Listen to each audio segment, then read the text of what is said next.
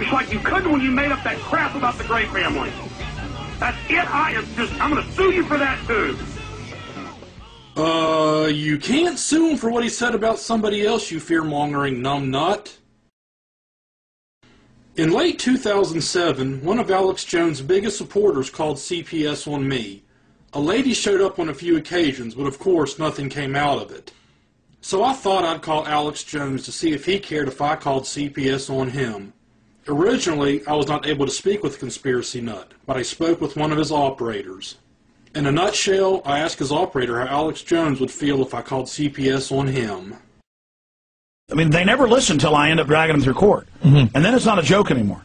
No, it's not, is it? And sometimes you just have to go through that legal process to prove to people that you're not playing around, that this is a serious issue, that you can't slander me in every which way, shape, and form to try to discredit the actual information that's out there. Well, they call up threatening other people at their homes. They post the tapes online. They're very proud of themselves. Every dirty trick, every form of lying, every form of threat. I had them call up and threaten to call CPS on my kids. And then they're mad that I threatened them back and said, I'm going to have to sue you. And they posted something else about it the other day. I mean, just if the CPS shows up at my house, you will be sued. Okay, you understand, you bastard? I think I'm just going to go ahead and do it. No, you're not. Now tell them why it is you want to sue people, fat man. Just, you know, folks, give me a bunch of money. Because I want to sue a bunch of people, too, and I'm not litigious. It's not even for money.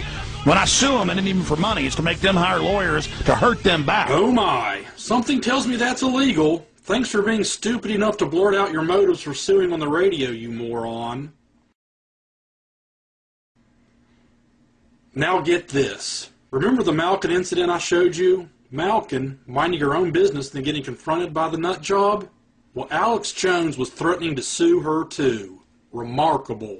And I said, Malkin, I do not want to sue you. And I told her manager, everybody, I said, you better come out with the truth. And by the way, my dad wants me to put a PI, and I've done this a couple times on people. You know, again, sent the head of Access TV to prison with a PI, that, and then we fed the info to the police. I mean, I'm not playing games. These people were with her, and I am mad. Mark Davis of the Dallas Morning News wrote an article in a blog about the incident. He erroneously wrote that Jones said kill Michelle Malkin. And I want Mark Davis to know something, too. Mark Davis, you don't have big B-Lo lawyers, and I'm going to sue you personally if you don't retract this, you piece of crap jackass. This is not a joke. You don't go in one of the largest newspapers in the country and tell people I said kill a woman when it's a fraud and a lie, and you know it. It wasn't in the newspaper. It was in a blog that doesn't get that many views.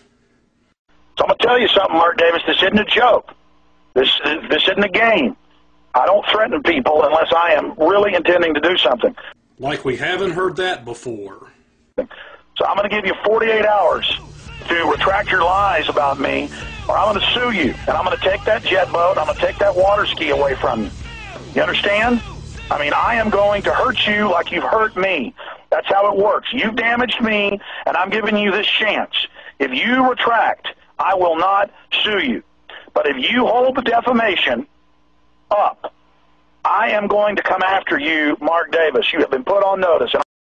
Mark Davis never did write a retraction. He did, however, remove that entry from the blog. Of course Jones is lying. He never sued Mark Davis. Mark Davis never gave a retraction. You've already seen this, but I'll show it again. I'm going to sue you. That's a $10,000 camera. I swear to God I will. Yeah, you're going to sue that guy too? Okay, whatever you say. Another Patriot squabble broke out between Alex Jones and Jeff Rentz in March 2009. I could be wrong on the details, but I believe Rentz wrote on his website that Alex Jones' wife and kids were Jewish. Jones didn't like that, so he threatened to sue him too.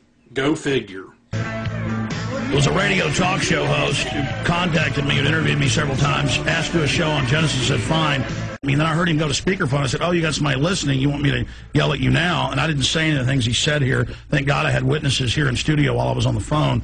We've had somebody try this before, so I'm going to take legal action against this. And that's just the end of it. And I'm going to take legal action against the other people that air any of it. And I promise that. You promise that? You're not very good at keeping promises, are you? A I'll take all your money. I'll sue ya if you even look at me funny. I'll sue ya. I'll take all your money. I'll sue ya if you even look at me funny. I'll sue ya. I'll take all your money. I'll sue.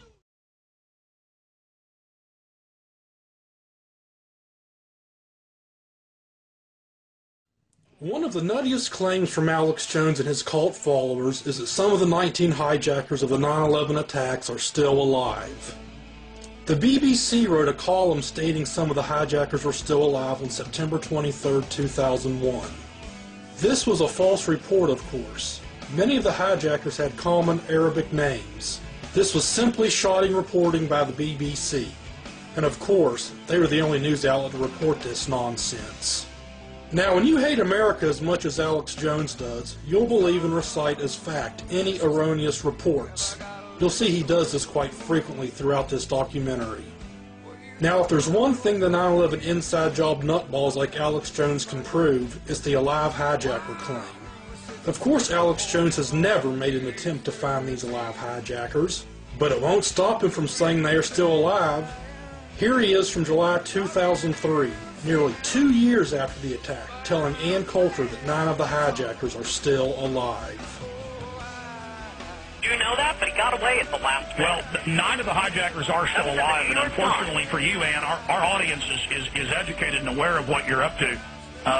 This whole spin. Up to? Yeah, you're saying there's no... to talk about a book, and I'm getting a bunch of nut theories thrown at me. Well, 9 of the hijackers are still alive. And, 9 of the hijackers are still alive. And, 9 of the hijackers are still alive. And here we are in 2004 with Alex Jones telling more people that 7 of the hijackers are still alive. I don't know if Alex can keep his lies straight or if he has a super secret document stating 2 of the hijackers died in 2003 and or 2004. How many of you know that the supposed hijackers, it turned out 7 of them are still alive? That's the BBC. How many of you know that the supposed hijackers, it turned out 7 of them are still alive? That's the BBC. On 2 occasions, you just heard Alex Jones state that 7 or 9 of the hijackers were still alive. Can someone explain to me how anybody takes this nut seriously? Alive hijackers? Sweet Jesus.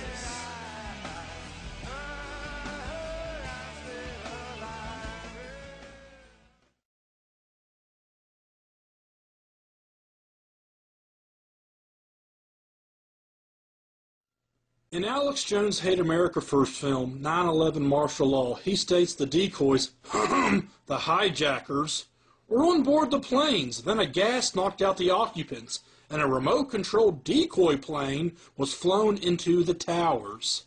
Once the decoys, known as hijackers, were on board the planes, a gas was released, knocking out the occupants of the aircraft. Then a small criminal group, in control of remote control systems, patented for over 20 years, took control of the aircraft and flew them into the World Trade Centers and Pentagon. In 2009, this disgusting shithead says the hijackers were trained at U.S. military bases. Now, what sense does that make? Training hijackers to not fly planes? Can treasonous scum like Alex Jones at least try to make a little bit of sense some of the time? Record that the hijackers were all trained at U.S. military bases in super high clearance. That's AP. I mean, this is a fact. I mean, that the embassies wouldn't let them in, and they'd say, let them in, these are... The founding fathers would spit a fucking goober on you, you traitorous piece of fucking shit.